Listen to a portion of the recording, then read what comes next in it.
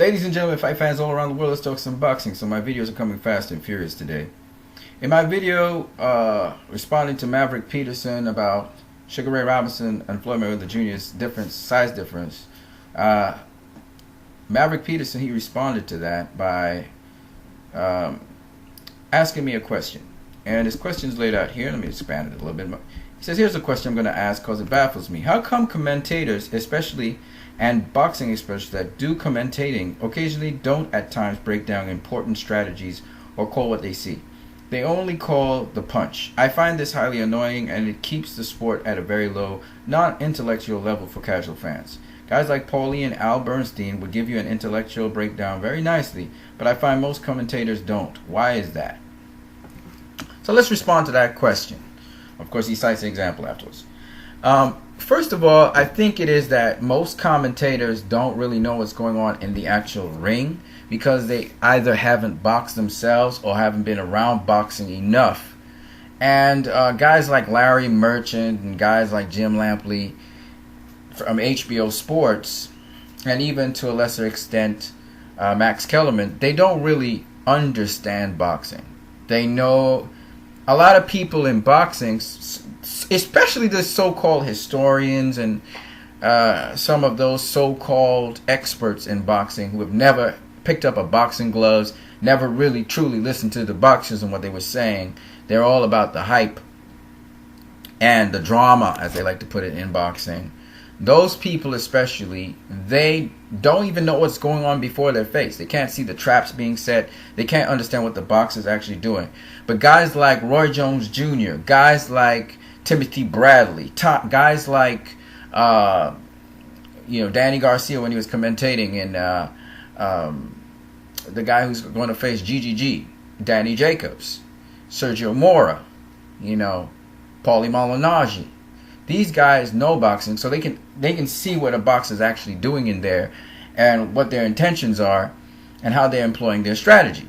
While casual fans don't need to know too much detail on boxing, it's really sad when the commentators, they don't even understand. All they say is hard right this or hard left this, but they don't really understand what the boxer's trying to set up the other boxer to do.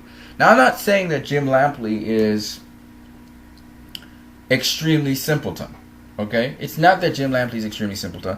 Jim Lampley knows enough about boxing to know who's winning, but because he's so very biased towards the fighter he's maybe looking at, he doesn't really want to be honest about his commentary because there's a particular agenda. So that's another point you have to look at, the agenda of the people. If they're really just for the sport, not for any particular fighter, or if they are for a particular fighter.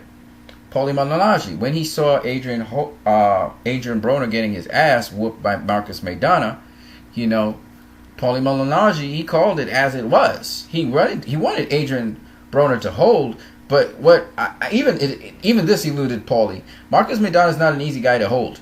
It's not an easy guy to lock up and clinch, because Marcus Maidana, what he does when you come in for the clinch, he actually pulls back and he literally rolls under your clinch.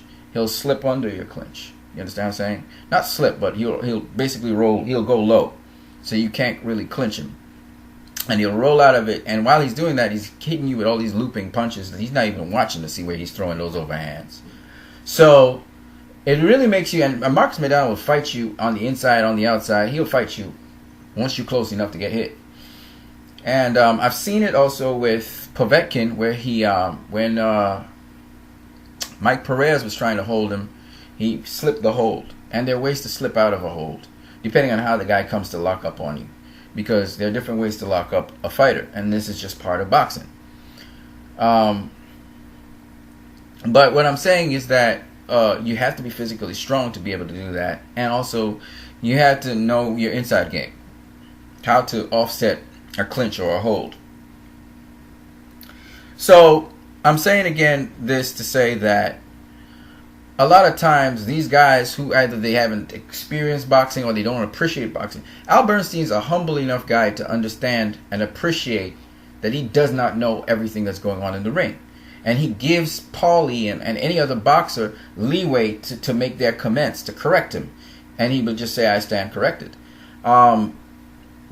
And because of Al's extensive knowledge of the sport of boxing, that he's been, he watches fighters from the amateurs all the way up. That's why I give a lot of credit to Al Bernstein. Al Bernstein, as a journalist and as a someone who has commented on boxing, is excellent. He's an excellent guy because Al literally comments. He's been there since, he'd be there not only from the beginning of a boxer's career, but he'd be there in the amateurs. He goes down to see amateur fights and all these things. Emmanuel Stewart, he bought into the HBO bias, unfortunately. And I heard Emmanuel Stewart talking very negatively of Floyd Mayweather just because Floyd would knock out certain fighters. And he would give this huge praise to Manny Pacquiao, when Manny Pacquiao, wasn't doing the kind of things that Floyd was doing in the ring. And it's just what it is. But at the end of the day, when you get objective reporting, not favoritism now, objective reporting about what's actually happening in a boxing fight, it's awesome. I think about two fighters, and they're both Italian. I think I did a video on it. Paulie Malignaggi, and then I talked about, it'll come to me in a minute. He was a contemporary of Sugar Ray Leonard and Duran and these guys. I believe he was at lightweight. I think he moved up to super lightweight after, but he was a lightweight champion, WBA. He's a Hall of Famer now. Boom Boom Mancini, that's the name. And the one thing I can tell you is Boom Boom Mancini acknowledges that Floyd Mayweather Jr. is just incredible. He's an incredible boxer. And the reason I say this is because Boom Boom Mancini is not completely honest with us as fans of boxing. Boom Boom Mancini will say that the casual fans are bored of Floyd Mayweather, and that's not true. The truth is that the casual fans have been taught a narrative that's been pounded into their heads for years, so that they say, "Oh, Floyd is a boring fighter." Everybody knows Floyd is not a boring fighter. I mean, you just go watch one of his fights, and you'll get entranced by it because he's not boring in any way, shape, or form. He's not a knockout artist, okay, but he's not boring, okay. And what happened? What people try to do, and up to this day, Floyd's in demand. Everybody's talking about Floyd because not only was Floyd a great winner, but he also was flashy and stylish in how he did it.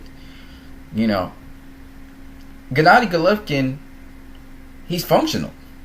He's a very functional fighter, but he has no flam, no pizzazz, no style about it. In the boxing ring, he doesn't look sweet doing certain things. He's all, like most of the Europeans and Eastern Europeans, he's all functional, but he's not flashy. Pirog was trying to be kind of stylish and functional and flashy, and even he's boring. He's boring.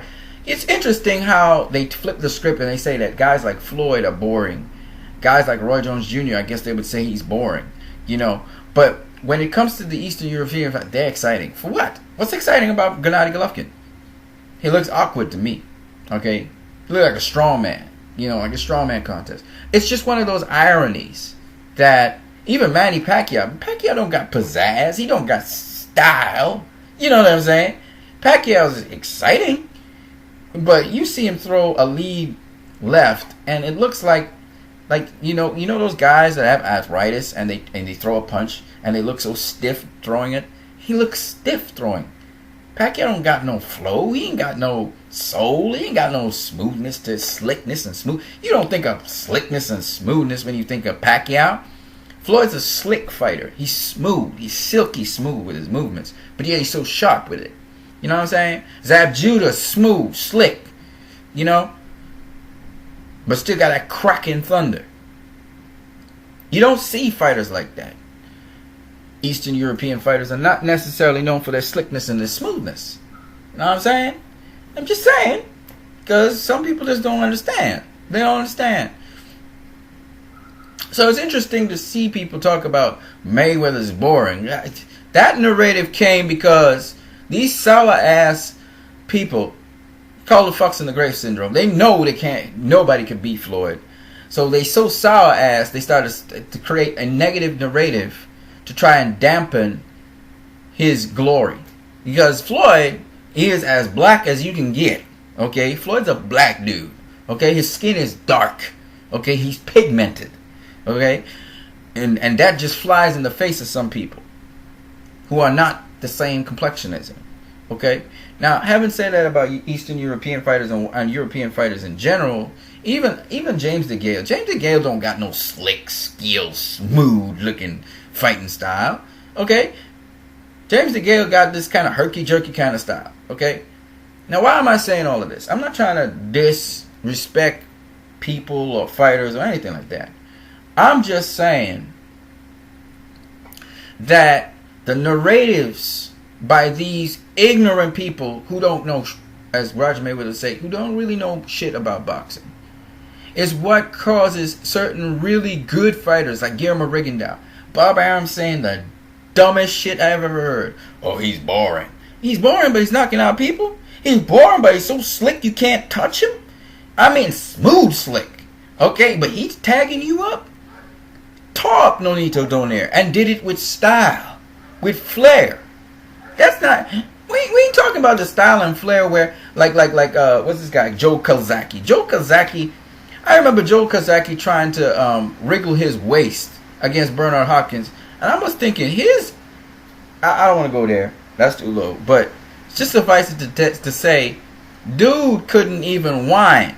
I'm from Trinidad, okay? We know how to whine, all right? We know how to gyrate that waist, all right? Make that thing, we know how to, y'all like to call it in the States, twerk. We call it whine, okay?